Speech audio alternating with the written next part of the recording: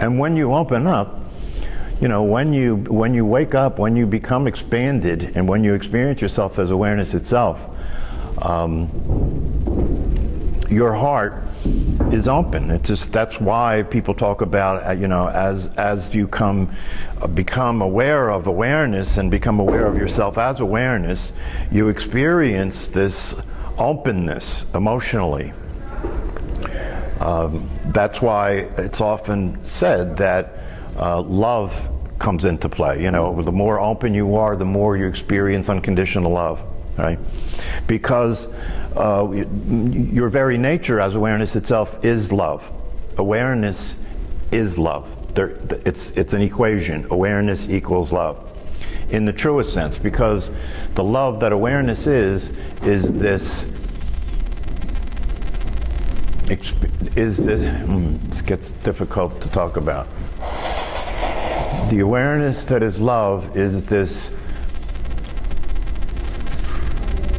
One way to talk about it is to say that when I am awake and aware and know myself as awareness, then I am you. And how can I not experience love? Do you know what I mean? It's a communion, right? Love is a communion. Love is that when people fall in love, they experience this communion emotionally and energetically, right? They feel like when they're together, there's one thing, right? And so that's kind of the nature of the experience of waking up and realizing yourself as awareness itself. There's nothing separate from you anymore. So how can you not love? There's nothing. It's a communion. It becomes one thing. There's nothing separate. So how can there be anything but love, right? It's the absolute affinity. It's like another one of my teachers. He wrote a book, and the title of the book is a part of a joke. There's this cartoon where this guy's standing in front of a street vendor selling hot dogs, and he says, "Make me one with everything." So that's kind of what it's like to wake up. You discover that you're not separate. You discover that there's one thing happening. It's non-dual. There's one thing happening, and you're it. It's like tag. You're it. You are what's happening, and that's it. There's nothing else. Non-duality. It means not two. There's no longer two. You are no longer separate. It's all one thing happening. And if there's all one thing happening, there's nobody separate from it to react. You see, that's why it's freedom. If it's just all one thing happening and you are that one thing, there's nothing else, then there's nobody to suffer. One of the things about suffering from an enlightened perspective is that suffering, it's just like death. From an enlightened perspective, it becomes obvious and clear that death doesn't exist. It just doesn't exist. It's not real. The same thing is true with suffering. From an enlightened perspective, from an awake viewpoint, there is no suffering. There is just no suffering. And one way to look at that, to see what it means that there's no suffering, is when you wake up, you discover that who you thought you were isn't who you are. Yes? When you wake up, you discover who you thought you were isn't who you are. You discover that you are not a thing, you're a verb, you're not a noun. You discover that the character that you've been playing is a character, is a role in a drama that's happening, but you're not that. You're not that any more than the actor that's playing a role in a movie is just playing the role, right? So you discover that you're not that. And you discover that you don't exist. And this is a good thing, right? Because all your problems are about you. If you didn't exist, if you could still be here and not exist, would you have a problem? Would you have any problems? Right? Because all your problems are about the way you are experiencing what's happening. That makes it a problem, right? And what's a problem for one person is not a problem for another person, right? So to discover that you don't exist is a big relief. And if you don't exist, then there is no suffering, because in order for there to be suffering, there has to be a sufferer, right? There has to be somebody to suffer. Well, if there's nobody, then there's nobody to suffer, then there's no suffering. All there is just what's happening. It's just what's happening. There's nobody to react to it. There's nobody separate from it to be upset. There's nobody separate from it to struggle with it. It's just what's happening. Now, of course, I say these things, and I know when I'm saying these things that I'm talking to a state of mind that almost everybody is living in. I'm talking to a state of mind that people are in, and that state of mind can't hear this. Have you noticed that? Have you noticed I say things and it's like, what? Do you know what I mean? So I know that, right? But that's part of this, that's part of the maturation. That's part of maturing into a place where you can, where the lights can go on, where you can be enlightened, is to go through the confusion.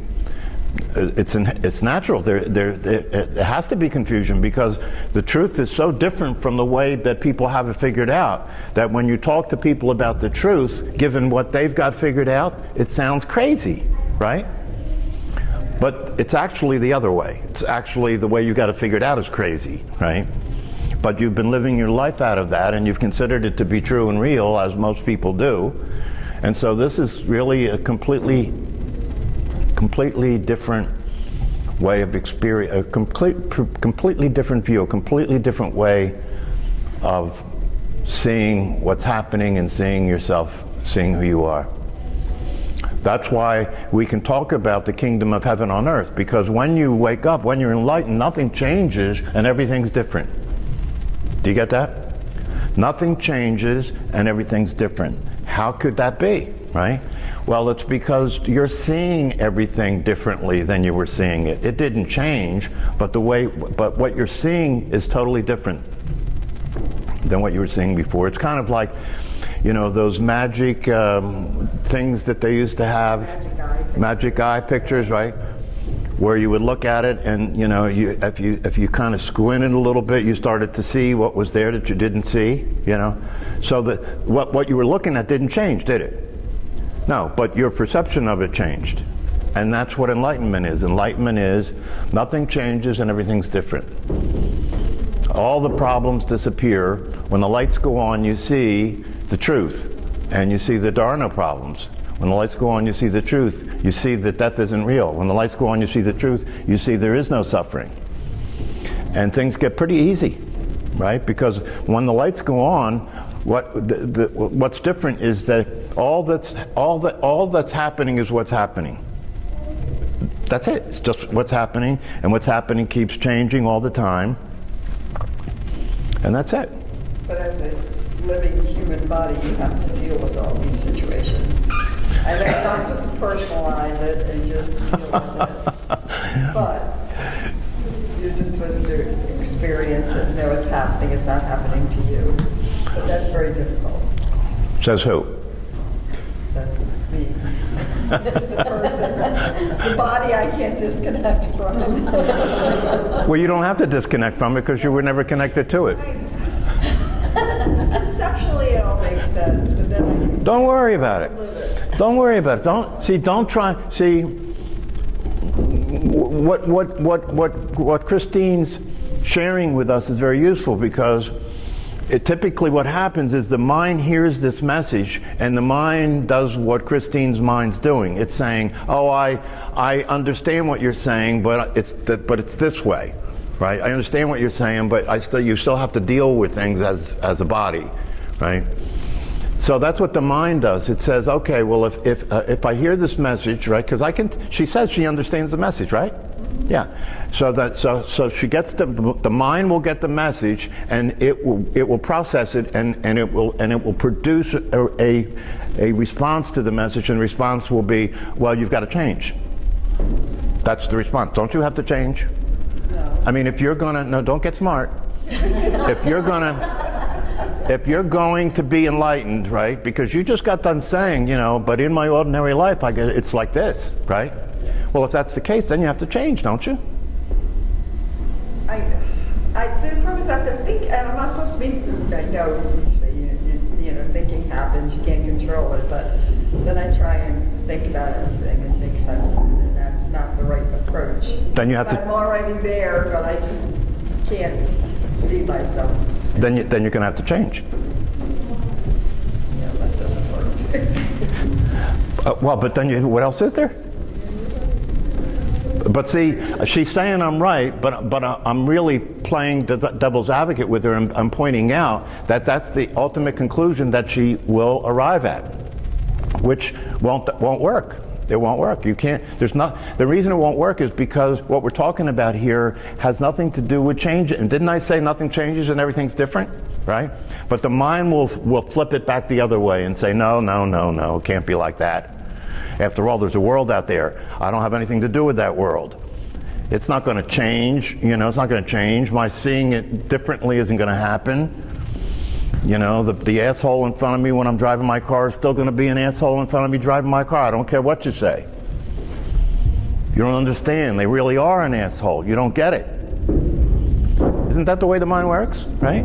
It's insisting. The mind will insist that it's this way. I know what you say. I know what you're saying. It sounds interesting. Very interesting. Very interesting. Not realistic.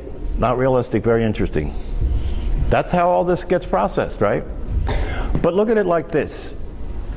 If what I'm saying and what if all the other people who talked about this were saying is true, can you afford to ignore it?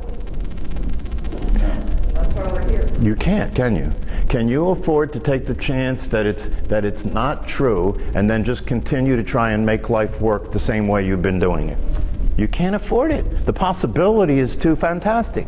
The possibility that you could literally be free from neurosis, be free to really enjoy yourself, be free to really love the people you love and stop being a jerk, right? If that's true, and if it's true that death isn't real, and if it's true that suffering isn't real, you can't afford to ignore that. You can't afford not to take that possibility seriously. So so that's one of the things, with the conversation that I'm having with you, it's a conversation to see if we can get to the place where this will flip. Where it will flip, where you are who you are. That's the challenge, because if the possibility is real, you want to know what the key is to unlock this, right? You can't unlock it by trying to change, right? You want to know what the key is to unlock it. So look at it like this. In this room right now, right? What's here? If you look at the room right now, what's in the room? A lot of things. Like what? Like things hanging there, posters, Okay. people, chairs, Right. room dividers, Right. plates, Right. pans, Right. food. Right. So if you did this exercise and you looked at this room and you went around and you carefully noticed every single thing right in the room, right, until you got it all noticed, right? You can't find anything you didn't notice, right? It'll take a little while because there's a lot of stuff here, right? There's one thing that you probably almost guaranteed won't notice. And this is the same reason that you don't notice who you are, right? Because if you noticed everything in this room, the way the mind works, it's going to notice everything in this room, right? Will it notice the space? It's there. You don't have to notice it. It's just there. It's not there if you don't notice it. It's the same way with you. Do you notice your awareness? Because it's just like the space, right? You'll notice your thoughts, you'll notice your body, you'll notice your feelings, you'll notice everything in the outside world, right? But will you notice the space that you are? Because the space that you are is like the space in this room. It's like awareness. If you put more and more stuff in this room until the room was completely full and you couldn't put anything else in this room, would it change the space? No. If you took everything out of this room so there was nothing in this room, would it change the space? Does anything that happens in this room affect the space? Do you see how this is like awareness? So if that's who you really are and you haven't been experiencing yourself as that, If that's who you really are, you can't, you see, you can't, language falls apart because you can't experience yourself as that, right? This is where it gets really tricky. You can't experience yourself as awareness. So then the mind will say, well, that's a riddle.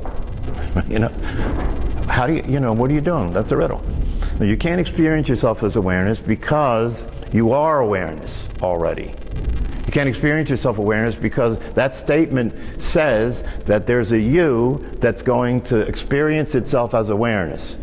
Right? There's you and awareness, and you haven't been experiencing yourself as awareness, and you're going to experience yourself as awareness, and when that happens, the you that you've been being will now be there as awareness. Right? But the problem is, just like you don't notice the space, you don't notice that the you who wants to be enlightened, the you who wants to experience itself as awareness, doesn't exist. That's the no self. Wait, say The that being of again. personality that we've been living, after all, can't get up the stage. Didn't you say that it's this thing, the you that you think you are is a thing in awareness? No, Not even a thing. no. Is awareness a thing? I'm not saying awareness is not. Yeah, but I'm saying that that's what you are. It's not who you think you are. You're no thing. You're not a thing. Awareness is not a thing. You can't become what you already are. You think you're not what you are, and therefore you think that either that has to become what you are, or that has to change into what you are. But you're not who you think you are, so nothing has to happen. It's already happened. You already are awareness. It's a done deal. You say space is you have to be aware of space for it to be there. Now, if it's just there and you're aware, how can you say it's not there if it's already there? Well, you see, you're double talking. That's kind of what you just said. No. I hate to say. You said, right? Let's slow down and look at this. You said if it's there and you're aware, right? If it's there and you're not aware, it's not there. Space, you know, that's when I did the exercise, right? I was basically inferring that you won't notice the space until it gets distinguished. It's there, but it's not there as space until you distinguish it as space. That's why you weren't seeing it until I pointed to it, right? Whatever you're, and I don't want to digress into this, but whatever you're not aware of doesn't exist. So you could say, okay, I'm not thinking about, even if I'm not thinking about the house that I live in, it still exists. See, this is one of those things, if the tree falls in the forest. But it doesn't exist, it only exists as a thought. So the same thing in reverse, you know, if you come to the realization, if you wake up and you come to the realization of self, and you know yourself as awareness itself. In the beginning, and this is where the practice piece comes in. In the beginning, you have to practice being aware that you are awareness, because it'll be like the space, you'll forget it. Right? And if you forget it, it won't be there for you, and then you'll just fall back into being the body and the person in the story. But that's almost like you have to start thinking about being aware. You know what I mean? Like, oh wait, I'm thinking, and so now my thoughts, I have to be aware that I'm thinking, but I'm thinking that I have to be aware. You know what I'm saying? Yeah. So But it's still like... But okay. So, do you have to think that you're aware to be aware? No, you just are. Yeah. See, awareness. See, one of the things that happens for people is they you start by thinking about awareness, right? And then if you start to pay attention, and you use meditation as a tool to do this, if you start paying attention, right, then you can actually notice awareness. And then if you take the next step, so now I'm aware of awareness, right? I am aware of awareness. If you take the next step, I am awareness. Right? And when you are awareness, it's not subject-object, it's subject-subject. When you are awareness, awareness is aware of itself. So maybe that split second, the awareness is there that I'm thinking, and then my thoughts come into play. Yeah, then you come And into I'm play. thinking, then Yeah, I become me again. that's right. Then it's Christine being aware of awareness, right? It's one awareness for everybody. It's not, you don't own it. So. That's right. It's not personal. Well, that's where it's really hard for me. So I was thinking that awareness is like, it just is what it is. It's just But see, look. me. But see, look. Look. But it can't apply it to me. Yeah, but see, but that's okay. You know why? Because the you it's hard for, right? You don't have to take that seriously. It'll occur to you that way. What you're saying the mind will generate that, right? The mind will use your mouth to speak like that, right? But that's not a problem. You can be aware of yourself as awareness and still have that go on, but you know now what's happening, that's all. And since you know now what's happening, it will gradually lose, you'll gradually lose interest in it, because you'll know that it's just a narrative that is really not very useful. But in the beginning, it's fine. There's no problem with that. You can't, I really encourage you to be interested in being enlightened. See, this is the thing. This is the thing. The mind will allow you to have the conversation. The mind will allow you to be interested in the conversation. The mind will allow you to be interested in the conversation, to have the conversation, to even desire to have the experience of enlightenment, right? It'll allow all that, right? But then when it comes right down to actually being that, no, the mind won't. That's where the mind stops. That's where the mind will pull you back in and say, well, but, the but's the hook to pull you back into being a person. See, the mind and the brain are already programmed that you're a certain way, that you're a certain thing, aren't they? And you've been practicing that, haven't you? Thousands of times a day you're practicing being who you think you are. Years and years and years. And so the brain is programmed that that's reality, that that's the truth. So it's actually trying to save you, isn't it? It's trying to save you, because if you discover that that's not what you are and you want to be something other than that, according to the mind, that means you're going to die. And it's not bad, that's just a program that's running. It's actually trying to save you, you see? But it's not aware itself. It's like a computer. It doesn't have awareness. It's not aware itself. All it can do is run the program, right? But you are aware, and you can see the computer trying to run a program to save something that doesn't actually exist in the first place, right? So you don't get mad at it, right? You don't get mad at it. You don't think something's wrong. You don't think you're stupid. You don't think you need to change. That's the computer talking. That's the program talking. Well, yeah, that's right. What happens is, you see, but you don't reboot. You see, you don't reboot. It just reboots. There comes a time when you let go, when you're strong enough to be weak. There comes a time when you're secure enough to be insecure. There comes a time when you are grounded enough to free fall. See, when that, and you can't do anything about the process. The process has to be the way it is. You have to try and become what you already are. You have to.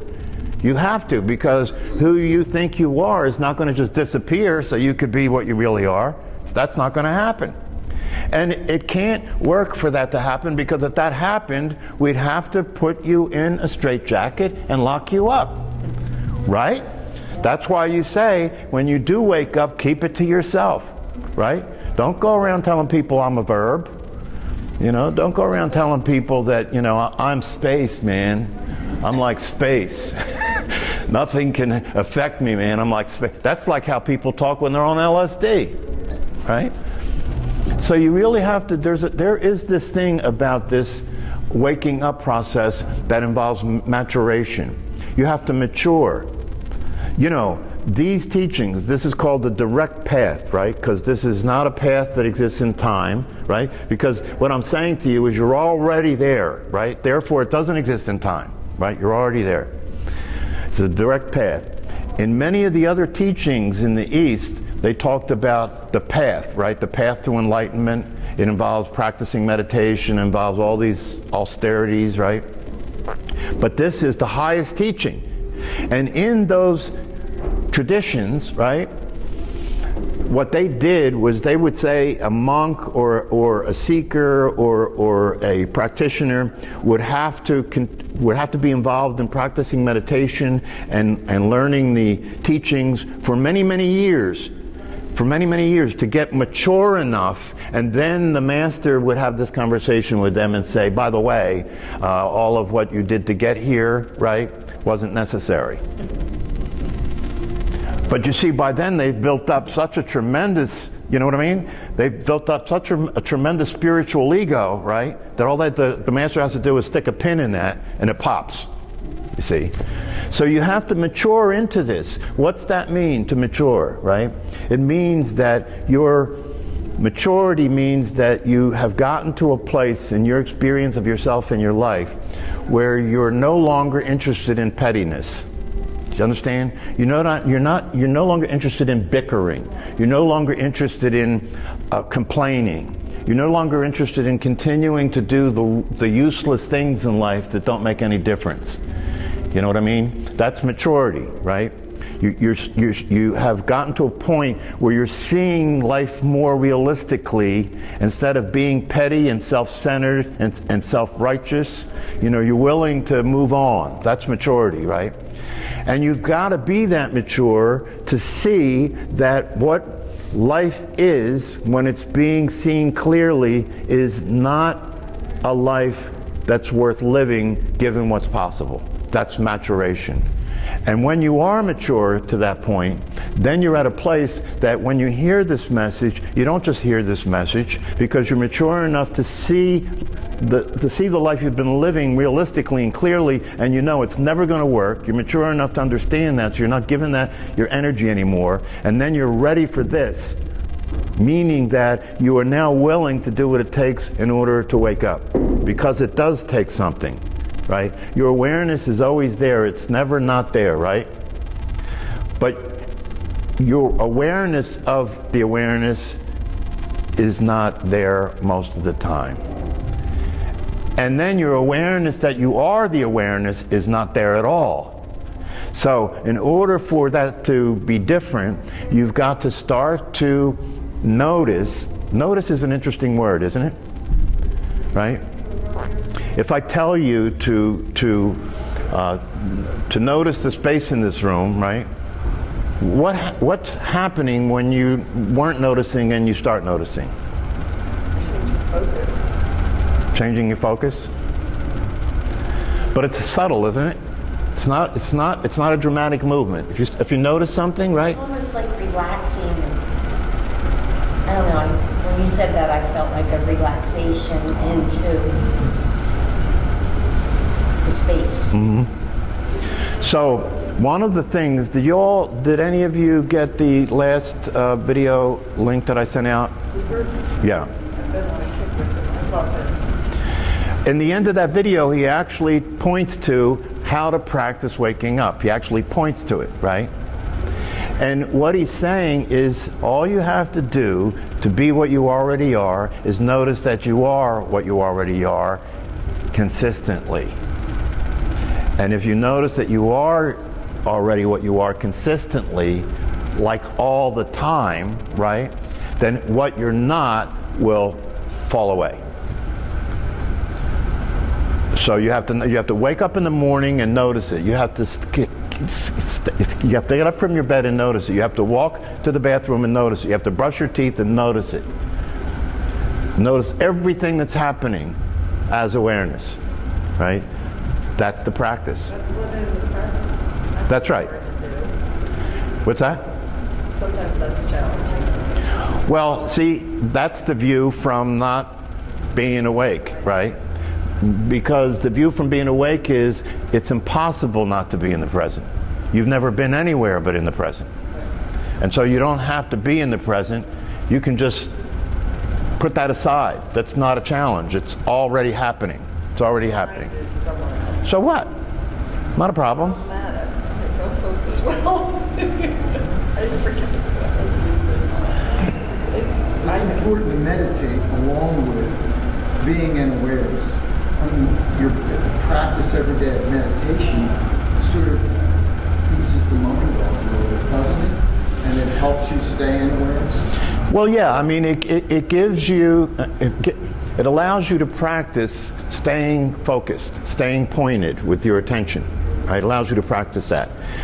Because in order to do what I was talking about, right, to notice your awareness all the time, right, you've got to be able to be aware of your attention all the time. And you've got to keep your attention on awareness the same way you keep it on the breath, right? So obviously, if you can't keep it on the breath very long, how long are you going to be able to keep it on awareness? And the world, and when you're meditating, you don't have a lot of distraction, right? You're sitting still. It's a setup, right? But when you walk out of this room back into the world and it starts coming at you, right? Then to stay conscious under those circumstances, and then the big test, and if you're able to stay awake and conscious under those circumstances, right? Then the big test comes when you have an emotional upset and the emotions come up. When emotions come up, it pulls your attention in, right? And it pulls your attention in and it changes your perception, right? The person you love becomes the enemy, right? It changes your perception of what you're looking at, right? So to be awake and aware under those circumstances is extremely challenging, right? So you've got to really develop your ability to stay awake and aware and understand when the emotions come, you got to be ready. You got to be ready. You got to know that it's going to try and pull your attention in. It's going to try and use anger to make you behave in an aggressive way. And you've got to understand that.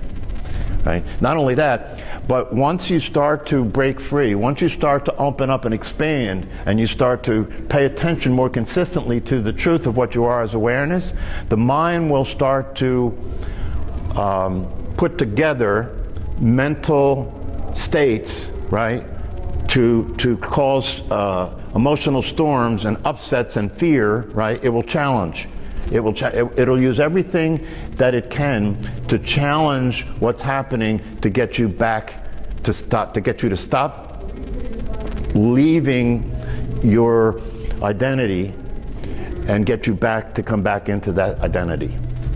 And so you have to understand that. You have to be prepared for that. You have to know that mental storms are going to come. If you try and leave your mind, mental storms are going to come to try and shake you up, scare you, and bring you back. And that's why what happens for a lot of people is they start to be afraid, if I really let go of who I've been, maybe I'll die. Maybe I'll die. Maybe I'll go crazy. So I don't know if I want to do that. You know, back in the day, back in the late 60s and early 70s, when I was a hippie, and people were doing psychedelic drugs, right? There were some people back in those days that if you did psychedelic drugs with them and they had no experience with it, and I learned this the hard way, there were some people that if you did psychedelic drugs with them and they had no experience with it, once the psychedelic drug took effect, they would become psychotic and end up you'd have to take them to the ER, and they'd have to put them in the in a mental hospital for a while because they weren't mature enough. Do you understand? They couldn't deal with losing control, because that's what happens when you take psychedelic drugs. You lose control. But if you're secure with yourself, right? If you're mature enough, you know that's going to happen, and you actually like it, right? I'll have to send you this video of Ram Dass. How many of you know who Ram Dass is? Yeah, but I'm not sure why. All right. See, when I Ram Dass? yeah. Okay. Yeah. He was Timothy Leary's partner at Harvard University. Okay. Him and Timothy Leary made LSD famous. Right. His name was Richard Alpert's, right? And in the history of consciousness in the West, him and Timothy Leary were central figures because they introduced the idea of expanded states of consciousness using psychedelics, right? And of course, they both got fired because they gave some LSD to students. What happened with Richard Alpert's is that Timothy Leary kind of went off on his own, and he was just saying everybody should just drop out and get high and, you know, freak out. And Richard Alpert's went to his father's estate. His father was a millionaire, and he went to his father's estate, and that became a haven for poets and musicians and people that wanted to experiment with consciousness. And they went there and they just kept taking LSD in this estate and trying to find out where this is going to go, what's going to happen if we keep doing this. And what he reported is after a while it became boring because there was a tolerance effect. You had to keep taking more and more in order to stay in that state. So they just got tired of the whole thing. And then he went to India because he heard that there were people in India that were experiencing this experience of expanded consciousness without any drugs, and they were in that experience all the time. So he went to India and he was searching for one of these people, and finally he heard about one of these saints, one of these gurus, and he took this trip into the Himalayan mountains and found this guru. And he was still in his personality, you know, he was a Harvard professor, and he wasn't even sure whether to believe any of this stuff, right? So he came upon this guy that he was told was a guru, and the night before, they were about 100 miles from the temple where this guru was. They stopped to stay overnight, and he went outside, and he was looking up at the stars and really enjoying the sky. You know, it was a beautiful sky, right? And he was thinking about his mother who had died 6 months prior, right? And so they go the next day, and he gets introduced to the guru, and the guy with him goes over and bows down and touches the guru's feet, which is a sign of respecting the guru in India. And Richard Alpert's just kept his hands in his pockets and looked at him like, you know, I'm not touching nobody's feet, right? So the guru said, come over here and sit down. So he came over and sat down in front of the guru, who was laying on the ground on his belly. And he looks up at Richard Alpert's and he says, last night you were out looking at the stars thinking about your mother. And Richard Alpert said that was it, his mind was blown. Right? His mind was totally blown. He didn't know, you know, what to say, right? Here, because as a psychologist and as a professor, he thought he understood reality, right? And this guy just in one sentence blew his mind completely. Then he had brought some LSD with him, right? LSD tablets. And at one point, after he was there for a while, the guru said to him, let me see your medicine. And he didn't tell him he had anything. He said, let me see your medicine. So he said, why do you want to see it? And he says, I want to try it, right? And so he had, Richard Alpert's had a bottle of tabs of acid. You know, one tab of acid is like an 8-hour trip, right? And you really, I don't know, you probably guys don't know anything about what this is. It's very intense. It's very intense. You literally go out of your mind. I know, David. Oh, good for you. So the guru took the bottle of pills and dumped them in his hand, and he just ate them all. Ate them all. And Richard Alpert said, holy shit. And this guru was elderly. He was afraid the guy was going to die, you know? And he stayed with him the whole time, right? Worried about him, and nothing happened. Nothing happened. And then the next day he said to the guru, he said, what was that like? You know, and he said, it gave me a little bit of a headache. So I say this to say to you that this is that this is real. This experience of consciousness, of awareness, is a reality. And I'll send you the link where you can see Richard Alpert's telling the story about this, and it shows who the guru is in the whole 9 yards. All right, we got to go. Thank you.